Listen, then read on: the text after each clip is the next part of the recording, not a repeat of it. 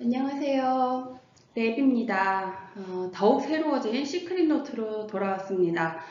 2021년 8월 17일에 화장품법이 개정이 되면서 그 내용들을 전부 다 반영을 했고요. 저하고는 이제 오늘부터 개인정보보호법에 대해서 살펴보도록 하겠습니다. 그럼 시작해 볼게요. 네, 맞춤형 화장품 조제 관리사로서 우리는 고객의 각종 개인정보를 수집하고 이용할 수밖에 없죠. 그래서 체계적인 고객 관리를 하는 것은 정말 중요한 업무 중에 하나입니다. 이 고객 관리 프로그램은 고객 개인의 정보가 수집돼서 사용을 해야 되기 때문에 고객 개인정보 보호법에 따른 관리가 이루어져야 합니다. 이거를 잘 기억해 두시고 이제 고객 관리를 어떻게 할지, 개인정보 보호법이 어떤지, 그리고 또 그 개인정보 보호법을 위반하지 않으면서 어떻게 고객 관리를 하는지에 대해서 살펴보도록 하겠습니다. 자, 기본적으로 그 개인정보 보호를 적용하는 시스템에 대해서 간단히 살펴보고 넘어갈까요? 온라인으로 요새는 많은 그 거래들이 이루어지고 있죠. 온라인은 정보통신망 법을 적용을 하고요. 오프라인, 우리는 이제 맞춤 화장품 조절 관리사로서 대부분의 경우 이제 오프라인으로 고객들을 만나게 되는데 오프라인은 개인정보 보호법을 적용을 합니다. 온라인하고 오프라인이 약간 차이가 있다는 거 그걸 알아두시면 될 것 같고요. 맞춤 화장품 저희의 시크릿 노트를 보시면 이 용어 사전에 우리 개인정보가 뭔지 이런 점들에 대해서 아주 상세하게 잘 나와 있으니까 그 내용들을 먼저 살펴보시고 이 각 단원을 공부하시면 훨씬 좋을 것 같아요. 자, 먼저 개인정보 그 용어 사전에 보면 뭐라고 나와 있죠? 네, 살아있는 개인에 관한 정보라고 나와 있어요. 살아있는 개인이다. 이걸 잘 기억하시면 사망한 사람, 또 법인이나 단체 이런 것들은 개인정보가 아니라는 걸 우리가 알 수 있죠. 자, 그럼 고객 데이터 관리에 대해서 살펴보도록 하겠습니다. 자, 고객 정보 입력 및 고객 관리는 저희는 이제 오프라인에서 주로 고객들을 상대하다 보니까 개인정보보호법의 규정에 따라야 됩니다. 이거를 잘 기억해 두세요. 그리고 고객 데이터는 주기적으로 백업하고 접근 권한을 가진 자만 접근을 허용해야 합니다. 뒤에서 과태료와 관련된 내용들이 나오는데 이 개인정보보호법을 위반했을 때 굉장히 또 과태료가 큰 경우들이 많거든요. 그래서 아무나 이건 굉장히 소중한 정보이기 때문에 아무나 개인정보를 취급할 수는 없습니다. 접근 권한을 가진 자가 그 고객 데이터를 관리를 해야 됩니다. 그리고 고객 데이터가 손상되지 않도록 물리적 보호 및 해킹 방어 프로그램, 그리고 백신 프로그램 이런 것들이 원활하게 작동이 되고 있는지 주기적인 점검 당연히 필요합니다.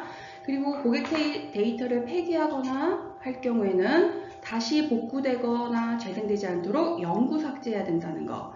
여기 이렇게 회색 부분으로 되어 있는 것들을 시크릿 노트에 채워 넣으시면 됩니다.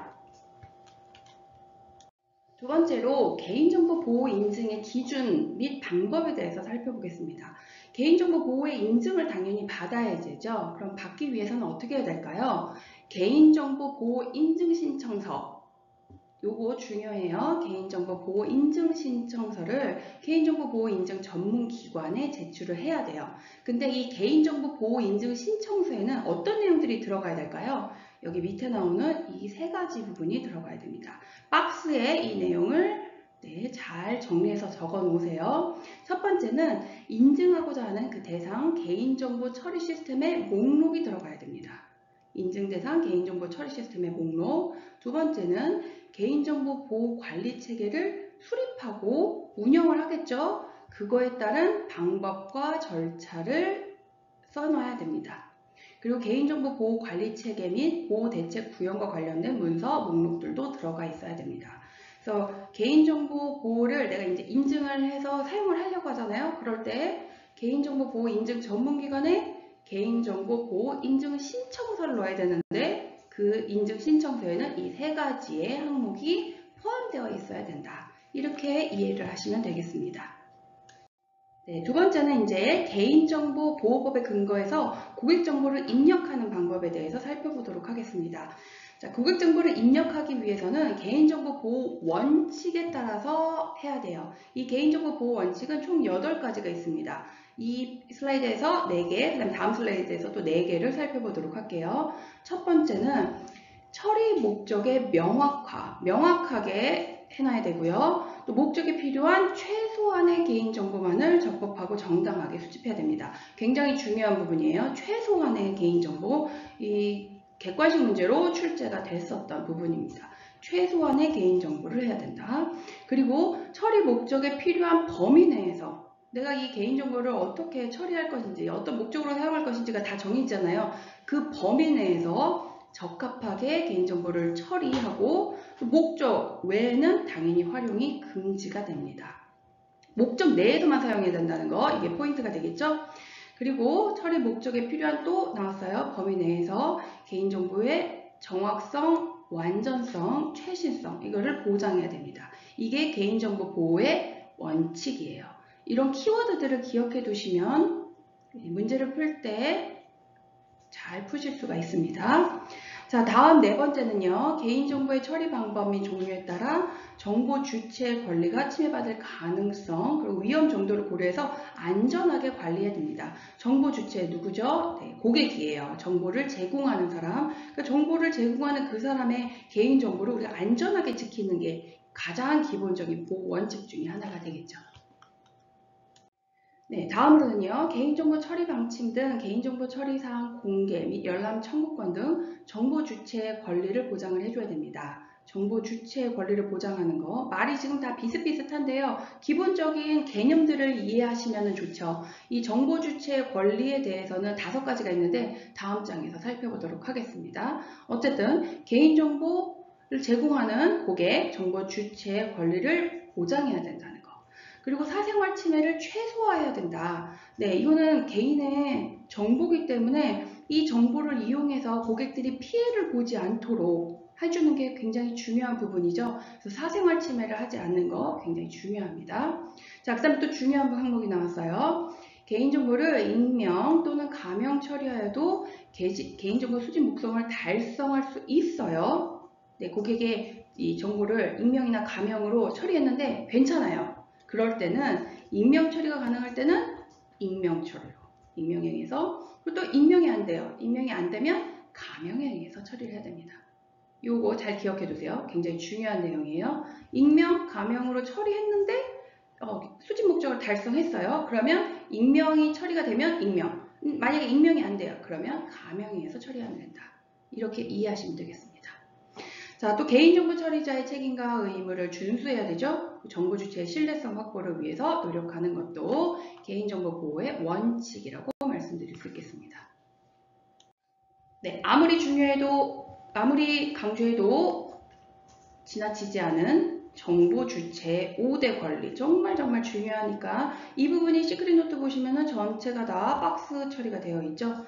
네, 한 번씩 다 써보시면 좋을 것 같아요. 자, 5대 권리 꼭 기억해 두세요. 고객의 5대 권리가 되겠습니다. 개인정보 처리에 관한 정보를 제공받을 권리. 내 정보가 어떻게 사용될 것인지에 대한 정보를 당연히 받아야 되죠. 그죠? 그리고 개인정보 처리에 관해서 동의 여부, 동의 범위를 선택하거나 결정할 권리가 있습니다. 네, 어느 정도까지 내가 공개를 하겠다. 이런 것들, 네. 그 선택권이 정보 주체에게 있다는 것을 잘 기억하시면 되겠어요. 그래서 개인정보 처리 여부를 확인하고 이 처리가 잘 되고 있는지 이걸 확인을 하고 그다음에 개인정보 열람을 요구할 권리가 있습니다. 이것도 고객의 권리예요. 그리고 개인정보의 처리 정지, 정정, 삭제 및 파기를 요구할 권리가 있습니다. 고객이 나 이제 개인정보 더 이상 너희들한테 제공하고 싶지 않아. 지워주세요 하면 지워줘야 됩니다. 이 권리는 전적으로 정보 주체에게 있다는 거. 그리고 개인정보의 처리로 인해 피해를 신속하고 공정하게 부대받을 권리가 있습니다. 이 개인정보를 일시적으로 업체에게 제공했다고 해서 이 소유권이 이 업체에게 가는 걸 아니라고 기억하시면 될 것 같아요. 이 전적인 소유권은 고객에게 있습니다. 그래서 고객한테 어떤 피해가 가거나 문제가 생기지 않도록 해주는 게 이제 이거를 관리하는 사람들의 업무고요. 이 정보 주체, 간단히 얘기해서 이 고객이 갖고 있는 권리를 우리가 해치지 않는 범위 내에서 개인정보를 처리를 해야 할 것입니다.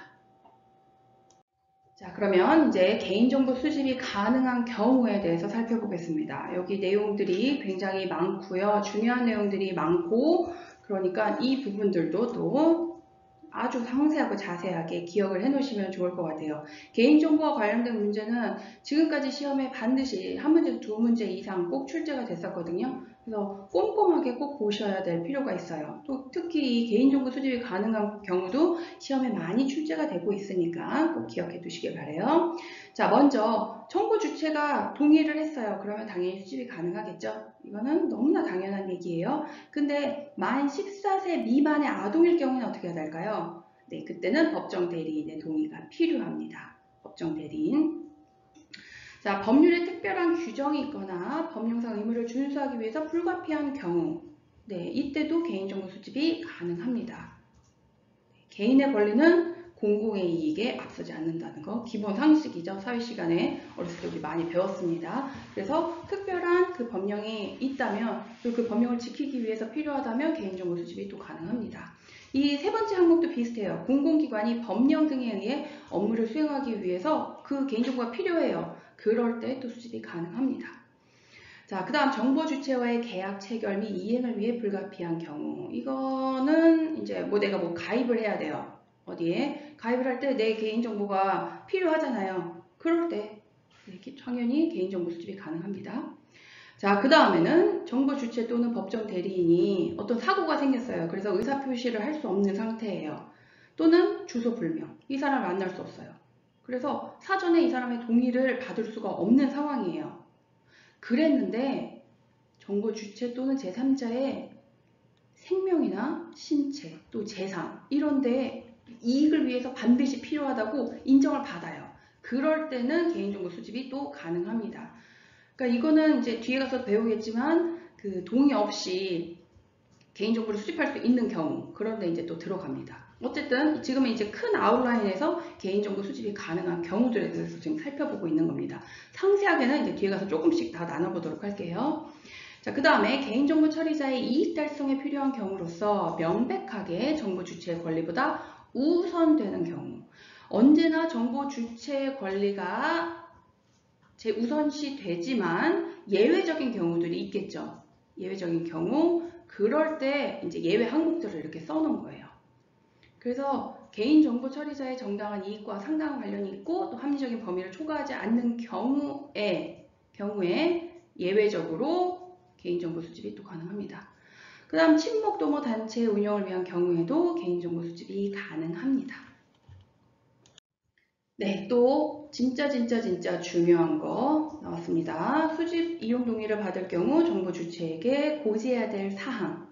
네, 이 내용들이 머릿속에 잘 안 들어오시면 우리가 어떤 온라인 사이트에 가입할 때 어떤 내용들이 있는지를 한번 보시면 좋을 것 같아요. 거기 이제 내가 개인정보 동의할 때 이렇게 체크를 하잖아요. 그리고 선택 항목도 이런 것들이 있잖아요. 거기에 이런 내용들이 다 들어가 있습니다.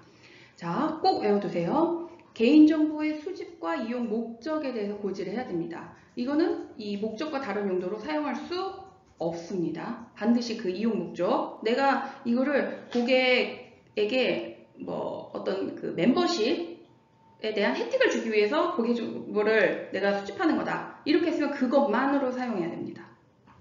자, 두 번째 항목은요. 수집하려는 개인정보 항목에 대해서 알려줘야 됩니다. 그래서 뭐 요새는 이제 주민등록번호를 요구하는 경우는 없죠. 뭐 전화나 이름, 그 다음에 주소 이런 것들을 내가 수집하려고 한다. 그럼 그거를 정보 주체에게 고지를 해야 됩니다. 개인정보의 보유 및 이용 기간에 대해서도 뭐 1년이면 1년, 뭐 6개월이면 6개월 이런 식으로 이용 기간도 반드시 고지를 해줘야 되고요. 동의를 거부할 권리가 있다는 사실, 네, 고객에게 정보 주체에게 그 권리가 있다는 거 앞에서 배우셨죠? 그런데 동의 거부로 만약에 불이익이 생길 수 있을 경우 그 불이익의 내용도 고지를 해야 됩니다. 네, 요거 우리 요새 많이 보고 있죠. 어떤 사이트에 가입할 때 이 얘기 꼭 들어가 있습니다. 만약에 내가 동의 거부를 했을 때 뭐 이벤트에서 제외될 수 있다. 뭐 이런 얘기들이 있잖아요. 그러니까 이 사항들을 반드시 정보 주체에게 고지를 해줘야 됩니다. 시크릿 노트의 박스 안에 이 4가지 내용들 꼼꼼하게 잘 적어두시고 암기를 하시기 위해 노력하시면 좋겠습니다. 네, 다음으로는 간단하게 동의 방법에 대해서 살펴보도록 하겠습니다. 정보 주체에게 이제 동의를 받아야 되죠. 어떻게 하면 될까요? 가입 신청서. 이제 서면이 있잖아요. 서명하라고 그랬을 때 그 부분에다가 직접 서명하거나 날인하면 됩니다. 홈페이지를 가입할 때는 어떻게 하죠? 동의 버튼 클릭하면 돼요.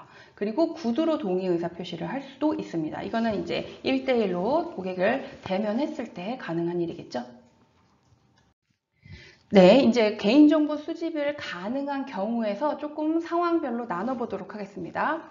정보통신 서비스 제공자가 동의 없이, 이제 고객의 동의 없이 이용자 개인정보를 수집, 이용 가능한 경우를 살펴보겠습니다. 자, 아까 살펴봤던 그 내용이 여기 나와 있죠. 정보통신 서비스 제공에 관한 계약을 이행하기 위해 필요한 개인정보인데 경제적, 기술적인 사유로 통상적인 동의를 받는 것이 뚜렷하게 결란한 경우. 그러니까 이게 그 정보 제공자, 그러니까 정보 주체가 이 동의를 하기에 불가능한 상황이에요. 근데 그게 너무 명확해요. 그럴 때 동의 없이 수집할 수 있습니다. 그 다음 정보통신 서비스 제공에 따른 요금 정산을 위해서 필요한 경우. 돈 내야 되는데 개인정보를 모르면 돈을 청구할 수 없잖아요. 그러니까 그럴 때 또 가능합니다. 그리고 또 법률에 특별한 규정이 있으면 또 가능합니다. 네, 동의 없이 개인정보를 수집했다고 해서 그럼 내 맘대로 쓸 수 있느냐? 아니죠. 그 동의 없이 개인정보를 수집할 때 고려해야 될 사항들을 반드시 기억을 하고 이 범위 내에서 사용해야 합니다. 첫 번째, 당초 수집 목적과 관련성이 있는지를 잘 따져봐야 돼요. 네, 앞에서 나왔던 그런 조건에 명확하게 들어맞는지를 꼭 고려를 해야 되고요. 그 다음에 개인정보를 수집한 정황이나 처리 관행에 비춰봤을 때 개인의 추가적인 이용, 개인정보를 추가적으로 이용하거나 또는 제공을 하면 될까요? 안 될까요? 당연히 안 되겠죠. 그래서 그게 가능성이 있나 없는지 이런 것들도 살펴봐야 합니다. 그래서 예측을 해서 그럴 가능성이 있는가 이것도 꼭 살펴봐야 돼요. 그 다음에 정보 주체 이익을 부당하게 침해하지 않는지도 꼭 살펴봐야 합니다. 감염 처리 또는 암호화 등 안전성 확보에 필요한 조치를 하였는지에 대한 여부도 꼭 고려를 해야 됩니다. 그래서 정보 주체의 동의를 받지는 않았지만 정보 주체에 피해를 끼치지 않는 범위 내에서 개인정보를 수집 이용을 해야 된다는 것을 기억하시면 좋을 것 같아요. 자, 그 다음 항목은요. 개인정보를 목적의 용도로 사용하거나 제3자에게 제공을 할 수 있는 경우들이 있습니다. 제일 처음에 살펴봤던 개인정보 수집할 수 있는 상황들에서 이번에는 개인정보를 내가 이제 어떤 목적 내에서 사용하겠다고 수집을 했잖아요. 근데 그거 외로 또 사용을 할 수 있거나 또는 제3자에게 제공하는 경우들이 있을 수 있습니다. 그 경우는 또 언제냐? 요렇게 나눠놨어요. 정보 주체의 별도 동의를 받은 경우. 네, 가능하겠죠. 제3자에게 제공하는 것을 선택하시겠습니까? 이런 항목들이 있어요. 그럼 거기에 고객이 선택했어요? 그러면 제3자에게 제공할 수 있습니다. 그리고 법률에 특별한 규정이 있을 경우에도 가능합니다. 네, 개인의 권리는 공공의 이익을 앞서지 않는다는 것을 기억하시면 되겠죠. 다음에 정보 주체 법정 대리인이 의사표시를 할 수 없어요. 네, 이거 아까 나왔죠. 나왔는데 이 상황은 개인정보를 목적 외 또는 제3자에게 제공하는 경우에 가능하다는 거 이걸 기억하시면 될 것 같아요.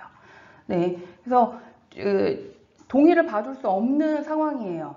그런데 누군가의 급박한 생명이나 신체, 재산에 문제가 생겼어요. 그래서 그거를 지금 빨리 어떻게 구제를 해줘야 되는 상황이에요. 반드시 필요한 경우에는 목적외로 사용하거나 제3자에게 제공을 할 수 있습니다. 네, 그 다음으로 또 개인정보를 목적 외로 이용하거나 제3자에게 제공할 수 있는 또 다음 항목들을 살펴보겠습니다.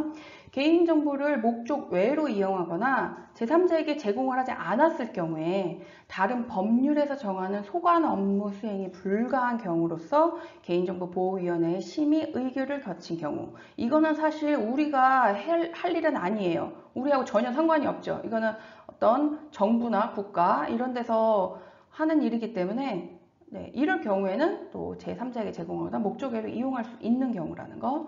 그 다음에 조약이나 국제협정 이행을 위해 외국정부, 국제기구의 제공이 필요한 경우에도 또 제공이 가능합니다.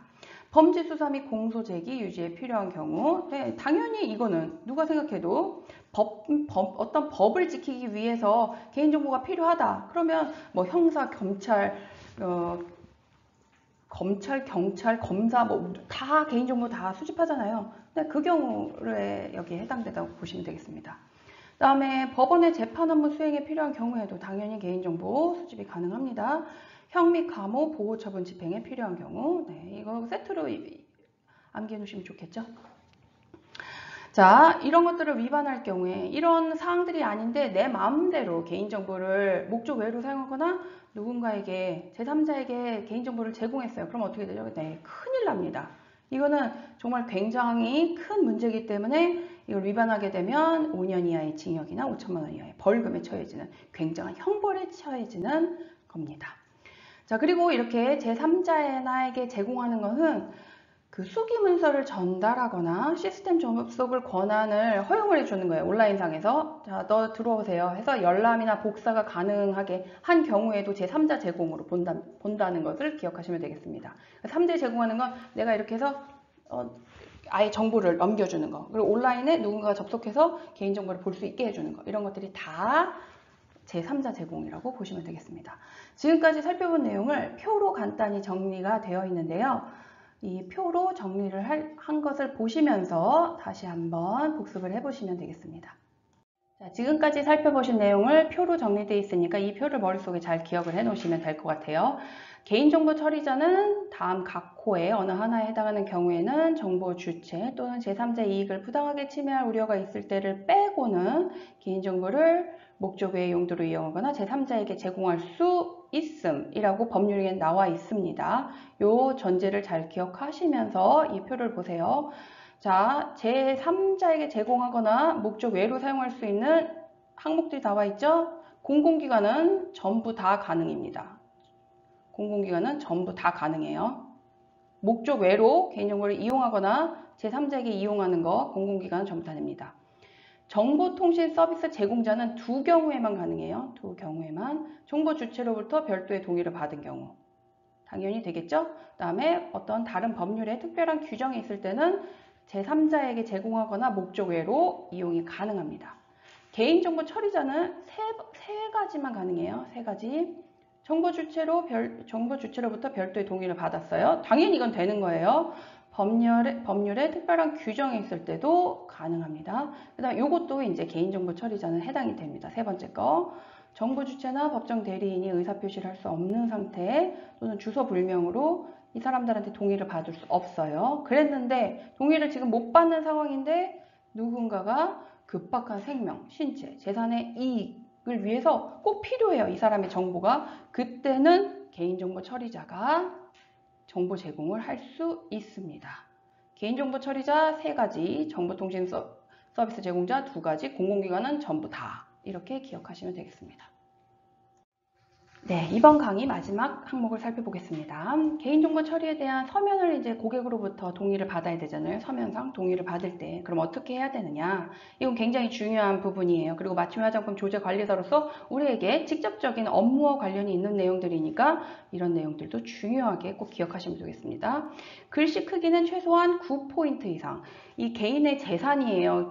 개인정보는. 그래서 이 재산을 내가 어떻게 처리할 것인지에 대한 것들은 다른 무엇보다도 설명이 잘 돼야 됩니다. 그래서 글씨 크기도 커야 돼요. 9포인트 이상, 다른 내용보다 20% 이상 크게 작성을 해야 됩니다. 그 다음에 글씨 색깔, 굵기, 밑줄 등을 통해서 내용을 명확하게 표시해야 됩니다. 깨알같이, 왜 우리가 어떤 약관 같은 거 보면 글씨가 너무 깨알 같아서 읽기도 싫잖아요. 네, 그렇게 하면 안 돼요. 개인정보와 관련돼서는 명확하게 정보 주체가 딱 봤을 때 이러한 것들이 내 개인정보가 어떻게 이용되고 언제까지 사용되고 니들이 필요한 게 뭐다 이런 것들을 명확하게 알아볼 수 있도록 표시를 해줘야 됩니다. 동의사항이 굉장히 많은 경우도 있죠. 네, 그래서 동의사항이 계속 뭔가를 해야 돼요. 그럴 때 중요한 내용은 어떻게 해야 된다? 별도로 구분해서 표시를 해줘야 됩니다. 별도로 구분해서 표시해야 됩니다. 네, 이렇게 해서 이런 내용들이 잘 담겨져 있는 개인정보 수집하겠다는 그 동의서를 고객한테 받아야 우리가 이 당신들의 개인정보를 얼마나 소중히 여기고 있다 이런 것들을 보여줄 수가 있는 거겠죠. 네, 여기까지 해서 개인정보 보호법에 따른 개인정보 고객의 정보 입력까지 살펴보셨습니다. 이제 개인정보와 관련해서는 뒷부분에서도 조금 더 살펴보아야 되거든요. 다음 강의에서 또 개인정보보호법 저와 함께 살펴보도록 하겠습니다. 수고하셨어요.